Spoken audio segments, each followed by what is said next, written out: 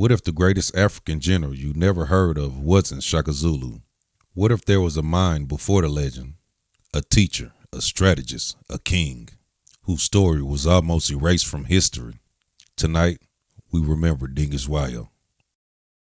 Before the world feared the name Shaka, before the Zulu Kingdom rose like a storm over southern Africa, before history crowned a single man as the face of African military genius, there was another, a king who took scattered clans and turned them into disciplined regiments, a leader who replaced random raids with strategy, a teacher who took a young, exiled warrior under his wing.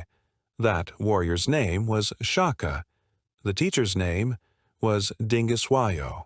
This is the story of the general behind the general, the architect behind the architect, the forgotten mind behind one of Africa's most feared empires.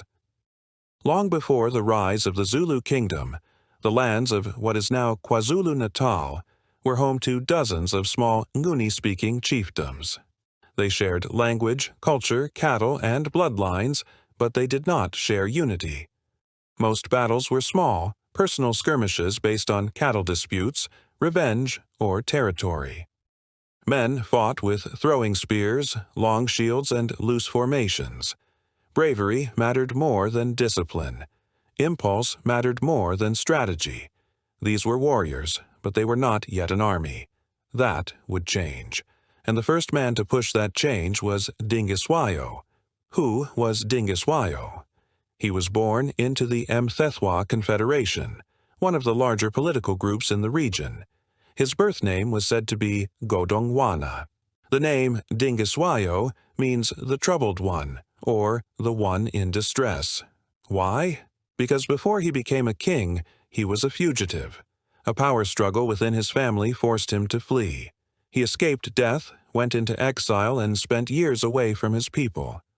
Most men would have vanished into history at that point, but for Dingiswayo, exile became his university. In those years away, he is believed to have observed other societies, learned new tactics, and studied different ways of organizing power. When he finally returned, he wasn't just trying to reclaim a throne. He came back with a vision.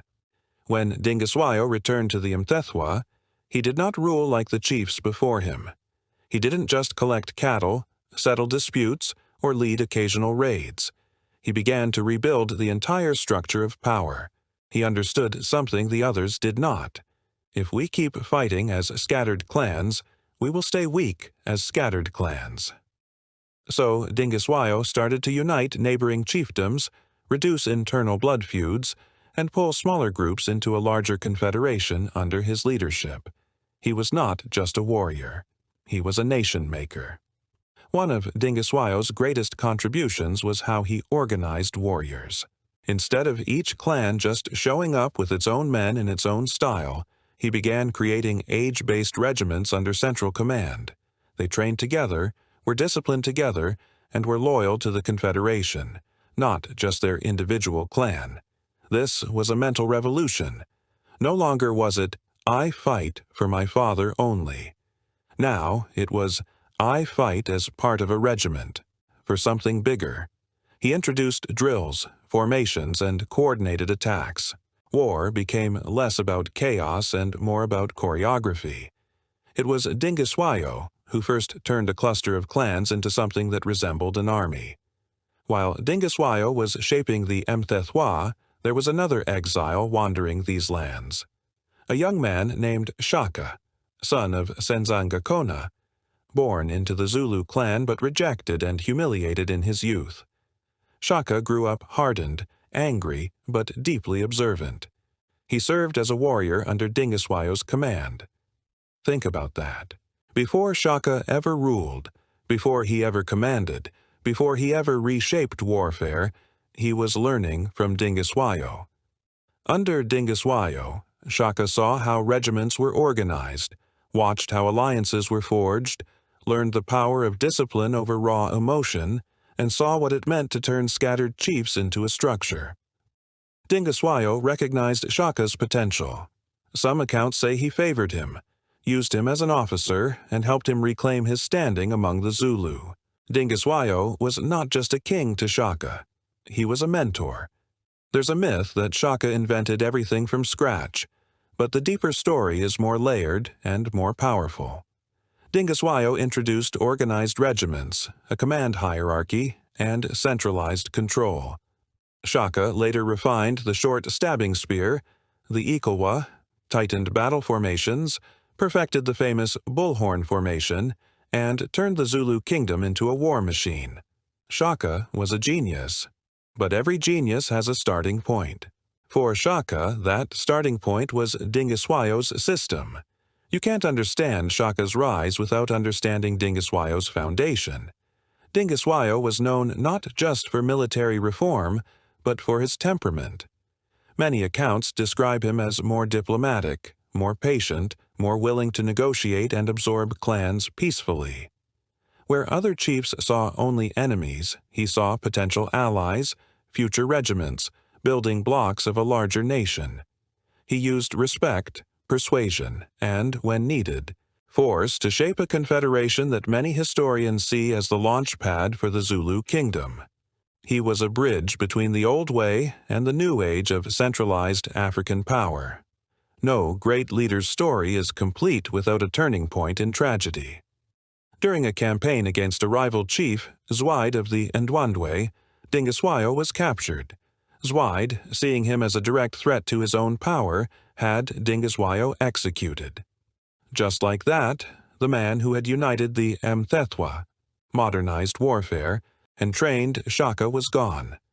For many kingdoms, this would have meant collapse. But not this time, because Dingiswayo had already set something in motion that could not easily be undone. His death lit a fire in the heart of one man in particular, Shaka. After Dingiswayo's death, there was a power vacuum. Shaka stepped into that space, not as the same exiled young warrior, but as a man who had seen unity, tasted organized power, and understood the value of discipline. With the foundation Dingiswayo built, Shaka took control of the Zulu, expanded his influence, and eventually absorbed much of what had been Dingiswayo's Mthethwa Confederation. Shaka's empire did not rise from nothing. It rose from the ashes of Dingiswayo's work. Where Dingiswayo used softer unity and foundational structure, Shaka used relentless expansion and iron discipline.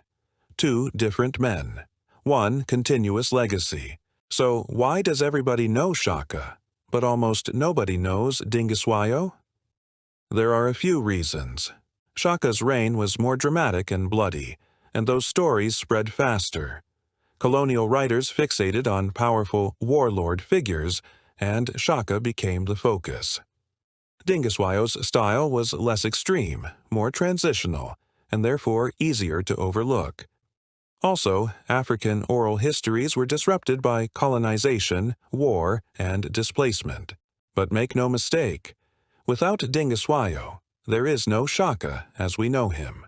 You can't tell the story of one without honoring the other. Dingiswayo's true legacy is not just about war. He represents transformation through structure, leadership through vision, and the power of returning from exile with wisdom instead of bitterness. He shows the importance of mentorship in the making of a legend. He was the quiet architect whose name doesn't always make it into the textbooks, but his fingerprints are all over one of the most famous African stories ever told. Shaka was the storm. Dingiswayo was the wind that shifted before it. Thanks for watching, and if you enjoyed this journey into forgotten history, be sure to subscribe for more. History loves a single name, a single king, a single legend. But the truth is, no empire is built alone. Behind every Shaka, there is a Dingiswayo, a teacher, a foundation, a mind history tried to forget. If this story opened your mind to the roots behind the legend, subscribe and walk with me through the rest of the origin codes. I'm OG Mooney, and this is AI Legacy Lab, where the ancestors get the full story, not the edited version.